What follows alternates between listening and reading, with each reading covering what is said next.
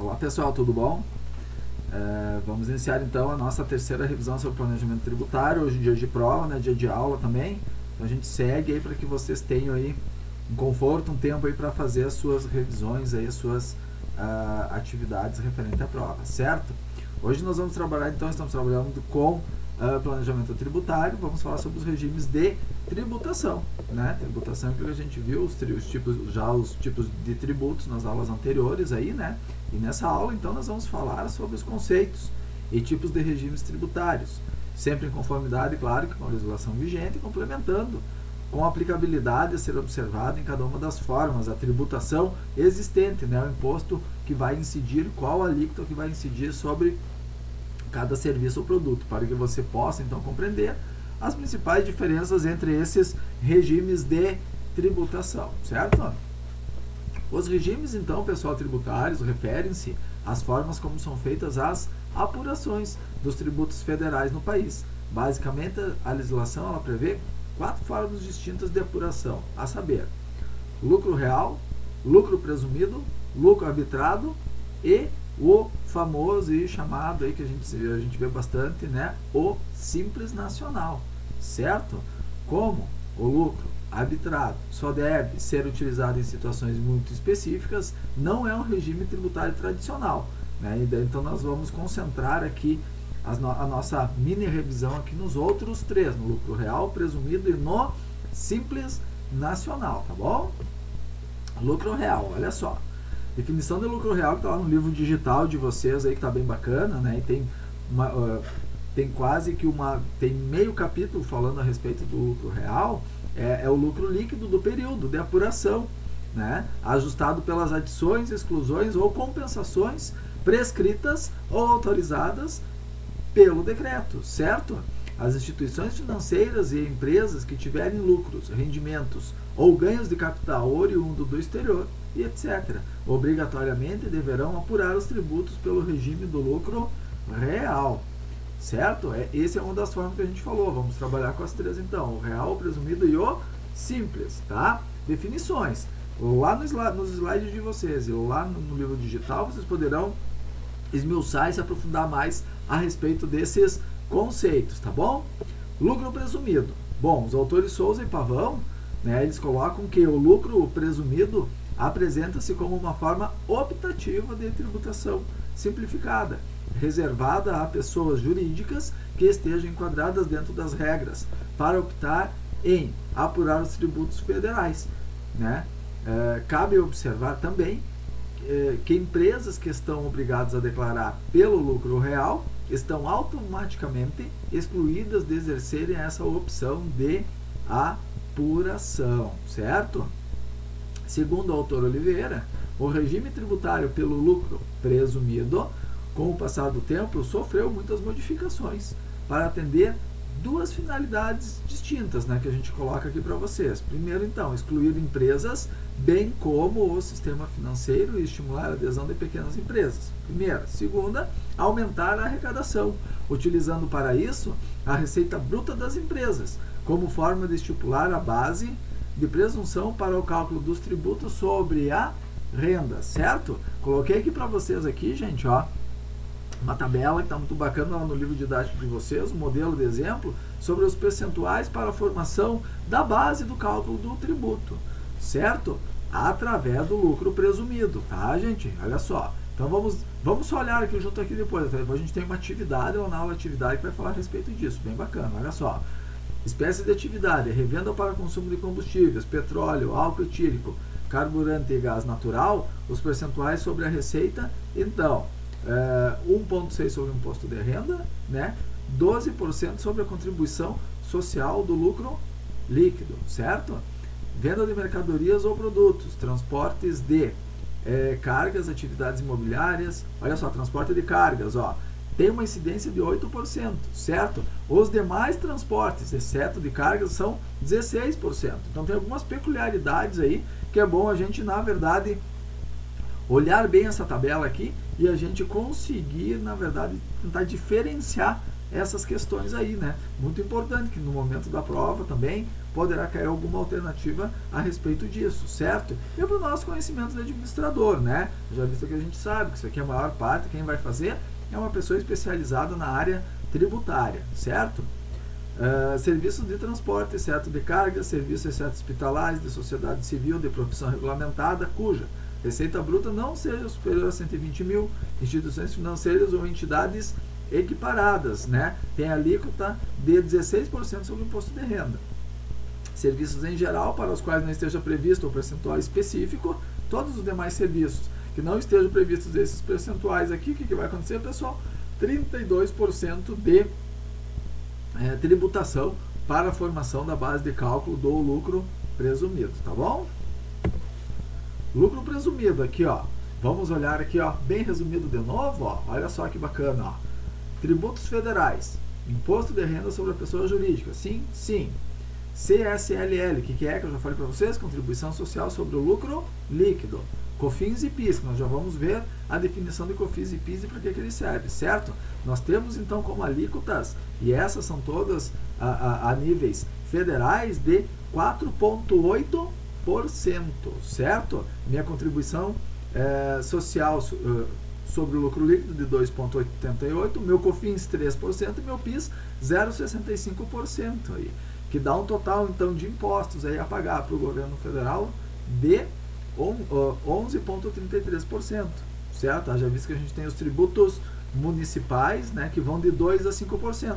Então a gente vai ter toda essa alíquota aí para pagar aí de 13% a 16% dentro de uma empresa, seja federal, seja municipal, para que a gente possa fazer então esse pagamento. Só para a gente entender que a tabelinha trouxe para vocês aqui também. Nós temos uma questãozinha da aula atividade em cima do lucro presumido, para achar a alíquota lá do valor, tá bom? Cuidem, ó, imposto de renda pessoa jurídica do lucro presumido é de 4,80%, certo? Ao ano, certo, pessoal? Vamos lá então. Simples Nacional. Chegamos então na questão do tributo do Simples Nacional, né?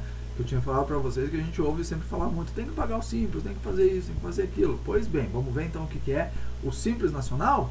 Segundo Alexandre, o autor Alexandre, o Simples Nacional não se configura como um regime único de arrecadação de tributos, mas um sistema diferenciado em vistas a atender às microempresas, as nossas ME, e as empresas de pequeno porte, as nossas IPPs, no âmbito da União, Estados, Distrito Federal e dos municípios. Ainda, segundo o autor, essa forma de tributação consiste no recolhimento de tributos de forma centralizada, que a soma dos valores a serem pagos sejam inferiores aos demais regimes previstos em lei, certo? Para isso, gente, existem várias tabelas conforme o grau de atividade que a pessoa exercer, para que tenha alíquota do Simples Nacional. Eu trouxe uma, o livro de vocês tem todas elas, certo? Eu trouxe uma como exemplo, mas vamos conversando aqui que a gente já chega na tabela. Olha só, para você se familiarizar com as novas tabelas, vamos passar pelo resumo dos 5 anexos criados pela lei complementar. Então, são 5, certo?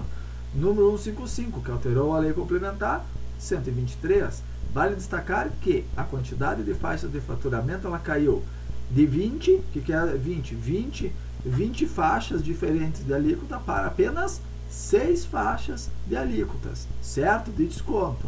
Logo após verificarmos os requisitos e características para que uma empresa possa exercer a opção pelo Simples Nacional, temos que analisar em qual anexo a empresa vai estar enquadrada de acordo com sua atividade. Aquilo que eu falei para vocês, são várias atividades. Então, o cálculo que deve ser feito é o seguinte: receita bruta total dos últimos 12 meses multiplicada pela alíquota nominal indicada, certo? Ele é um tributo anual. Depois é só descontar o valor apontado e dividir o valor final novamente pela receita anual bruta total dos últimos 12 meses, tá bom? Vou mostrar para vocês aqui, ó. Esse cálculo é necessário para determinarmos qual será a alíquota efetiva, ou seja, aquela que será aplicada sobre o faturamento das empresas optantes por esse regime de tributação. Trouxe aqui, por exemplo, aqui, ó, esse anexo 1, são 5, tá, gente? Tá lá no livro digital de vocês, bem bacana. Anexo 1 do Simples Nacional. Empresas de comércio e lojas em geral. Peguei esse que ele é o mais genérico, certo? Qual é a minha alíquota para a receita bruta em 12 meses de quem tem o faturamento bruto até 180 mil reais? 4%, certo? Não vai deduzir nada. De 180 mil a 001, né? E 1 centavo a 360 mil. Olha lá que a alíquota já aumentou, 7,3. De 360 mil e 1 centavos a 720 mil, 9,5. E assim sucessivamente até chegar o valor de 4 milhões e 800, que seria uma alíquota de 19%. Certo? Então, alíquotas diferentes para quem tem receitas diferentes e para quem tem as atividades diferentes. Aqui eu peguei um exemplo das empresas de comércio, lojas em geral, que seria o mais genérico que a gente está habituado a comprar aqui no nosso comércio local. São essas as alíquotas, certo? Temos também, pessoal, assim, formas de não pagamento de tributos, certo? Que existem duas formas assim interessantíssimas para a gente conversar. Uma ilegal e a outra legal, certo? Vamos ver então, olha lá. No contexto tributário, como em tantos outros, as práticas podem se direcionar pela legalidade ou ilegalidade dos atos no âmbito das organizações. Esses fatos podem ser evidenciados sob a perspectiva da legislação vigente, como elisão fiscal e evasão fiscal. Vocês já ouviram esse termo evasão fiscal? Bastante. Elisão, nem tanto, mas evasão já. Principalmente nos noticiários que a gente vê, né? Empresa tal ou fulano de tal, administrador da empresa tal, foi preso por evasão fiscal. Por quê? Porque é crime, gente. Vamos ver o que é evasão fiscal? Olha lá. A evasão fiscal, segundo o Sabá, caracteriza-se como a prática durante ou posteriormente à incidência do tributo, formada por atos ilícitos à ordem tributária, como a fraude, a sonegação e a simulação, objetivando o não pagamento do tributo ao Estado.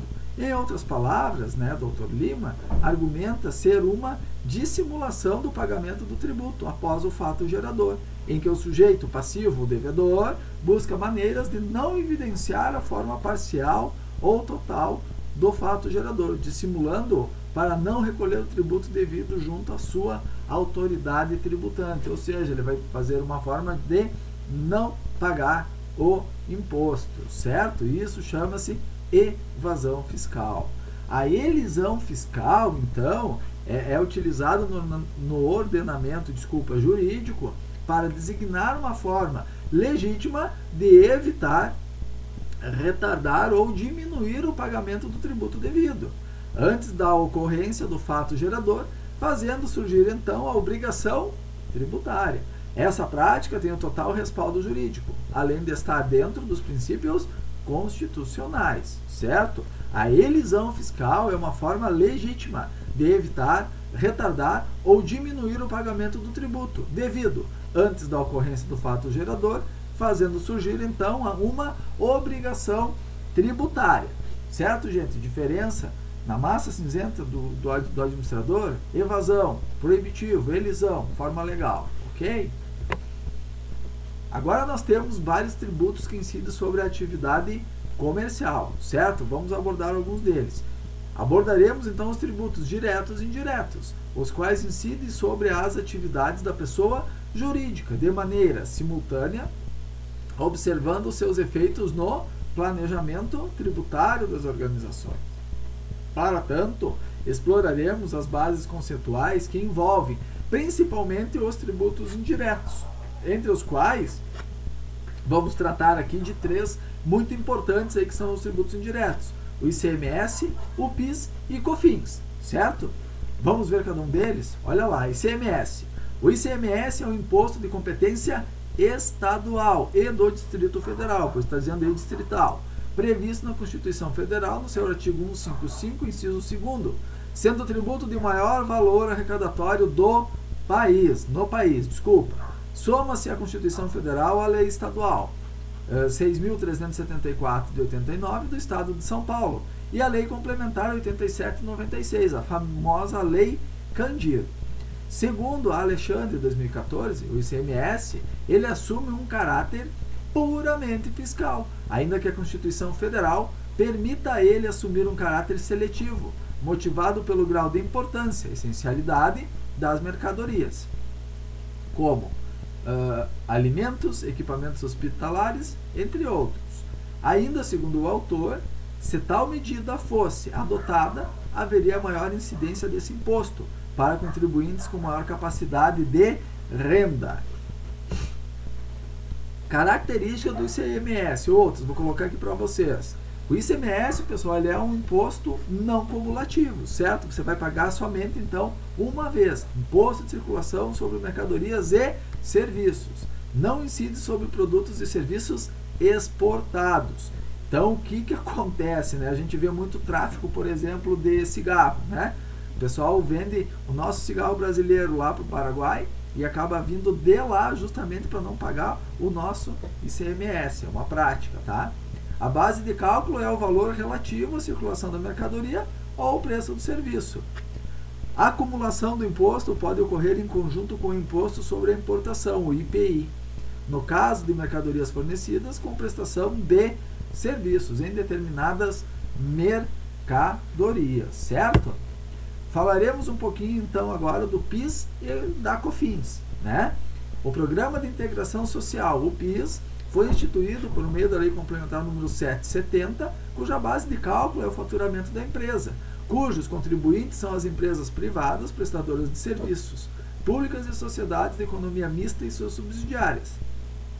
É importante ressaltar que a Constituição Federal, em seu artigo 239, ampliou a distribuição dos recursos arrecadados por meio do PIS para o Programa de Seguro-Desemprego, além do pagamento do abono do PIS, o equivalente a um salário mínimo anual para trabalhadores que tenham obtido uma renda até 2 salários mínimos por mês do empregador, certo? Já a Constituição para Financiamento da Seguridade Social, a COFINS, então o significado de COFINS é Contribuição para Financiamento da Seguridade Social, foi instituída por meio da Lei Complementar 7091, cujos contribuintes são pessoas jurídicas de direito privado ou a elas equiparadas. A COFINS, ela é uma contribuição, mas também se caracteriza como um tributo cumulativo e não cumulativo, dividido em duas categorias, assim como ocorre com o PIS, cuja base de cálculo se dá pela receita bruta das organizações.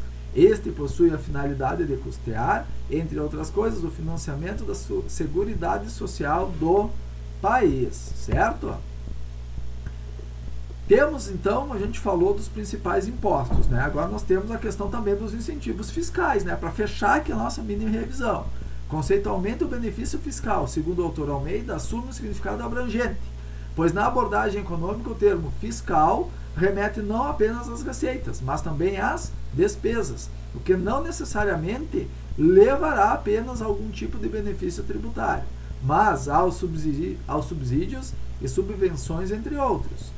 Em outras palavras, o benefício fiscal é um termo genérico que designa benefícios não só no âmbito tributário, mas também com os gastos governamentais, que estão traduzidos nos subsídios e subvenções, entre outros que são concedidos. Almeida ainda argumenta que o benefício tributário se refere a incentivos fiscais concedidos, ou seja, induzem o comportamento dos agentes econômicos que a eles se submetem, em que são estimulados a agir de uma forma específica para promover o estímulo a um alvo econômico ou social definido, certo? Tipos de isenções, então, pessoal, que podem ser fornecidas, tá? Subjetivo ou pessoal, busca atingir um grupo específico. As regras estão dispostas no Código Tributário Nacional, no seu artigo 179. Objetivo ou real, busca atingir a coisa tributada. Possui um caráter mais generalizado e independente de proceder com requerimentos pelo beneficiário. E mista, busca atingir tanto o grupo específico como a coisa tributada. Neste caso, devem ser especificadas as condições e os requisitos necessários. Então, existem esses tipos de isenções que são fornecidas pelos governos para determinadas empresas que se enquadrarem nesses segmentos, ok? Vamos para a atividade, pessoal. Lembrando, estou no YouTubezinho aqui com vocês, no chat, estamos conversando, né? Daqui a pouquinho nós vamos abrir o Teams, nosso novo aplicativo, né? vamos fazer uma viagem pelo sistema de informação gerencial e entrar no Teams aí para que a gente veja aí e converse um pouco mais sobre a nossa disciplina. Na reta final, tenho muita informação para passar para vocês. Número 1. José Pedro e Roberto constituíram uma sociedade empresária por cota de responsabilidade limitada no ramo moveleiro, sob a denominação comercial JBR, Indústria e Comércio de Imóveis. De acordo com os objetivos sociais, esta empresa pode ser enquadrada no Simples Nacional. Porém, com relação ao faturamento, até qual limite a empresa pode faturar? Bom, se ela vai ser enquadrada na empresa no Simples Nacional e ela é uma empresa limitada, né? Ela pode se enquadrar então numa receita bruta igual ou superior a 4.800.000, né, gente? Essa é a questão para ela poder entrar no Simples Nacional, certo? Por quê? Porque ela é uma limitada, tá? Então tem todas as questões para a gente ver lá na tabelinha do Simples, né? Lembra que eu botei uma só para vocês? Lá são cinco anexos para que a gente possa ver, voltar lá no livro e observar isso, certo? Então a gente vai correto a letra D. O hospital, número 2, olha só essa pegadinha aqui, ó. O Hospital São Judas Tadeu é tradicional na região em que atua devido ao seu corpo médico de grande competência. Na área administrativa, o mesmo vem buscando meios de alcançar seus objetivos sem descumprir o que estabelece a legislação. Na área contábil, faz-se necessária muita atenção no momento de calcular os impostos. Seu enquadramento tributário está baseado no regime do lucro presumido.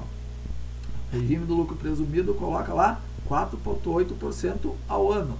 Assim, você, como contador, deve considerar que neste trimestre, seu faturamento foi de 12.400. Assim, qual seria o valor do imposto de renda pelo lucro presumido do trimestre? Então, a questão aqui está sendo colocada da seguinte maneira. Se anualmente eu pago 4,8% de alíquota, num trimestre, num ano nós temos 4 trimestres, certo? Então, nós vamos dividir 4,8 por 4, chegaremos à base de cálculo de 1,2%. 1,2% vai incidir por 12.400, que vai dar o resultado de R$ 148,80 de pagamento no trimestre. Certo, pessoal? Então, a gente vai correto a letra D. Número 3. Você que é contador de uma empresa tributada ou trabalha, então, na seção de tributação, uma empresa tributada pelo lucro presumido que exerce atividades de transporte de cargas. Para efetuar a base de cálculo do lucro presumido, Margarida deve aplicar a alíquota de... Vai lá para a tabelinha que eu coloquei aqui para vocês. Vamos dar uma olhadinha lá no imposto de renda que ele tem que pagar. Tem que ser, então, vendas de mercadorias ou produtos de transporte de cargas, 8%. Vocês lembram que todos os transportes eram 16%, exceto de cargas? Porque o de cargas é 8%. Então, a gente vai correto a letra C. A empresa Paraná Motor Serviços de Auto Limitada recolhe todos os meses uma quantia de grande monta referente aos impostos do PIS e de contribuição para financiamento da Seguridade Social, a COFINS. Hoje ela recolhe esses impostos pelo regime cumulativo. Desta forma, determine em qual regime tributário a mesma está enquadrada. Assinar a alternativa correta. Bom, ele já até deu a dica para vocês, né? Como o lucro presumido, ele tem duas categorias e uma delas é o regime cumulativo, a alternativa correta aqui é o lucro presumido. Certo, pessoal? Ficar atento para essas questõezinhas, então. Vamos ampliar os nossos conhecimentos no livro digital, nos slides de vocês na teleaula. Tá bom, gente? Muito obrigado pela presença de todos. Espero que quem tenha feito a prova tenha ido super bem, tenho certeza que sim. Quem está fazendo aí ainda, vai fazer daqui a pouquinho, uma boa sorte. E espero vocês agora aqui no Teams aqui também, que eu já vou abrir, tá bom? Até mais, gente!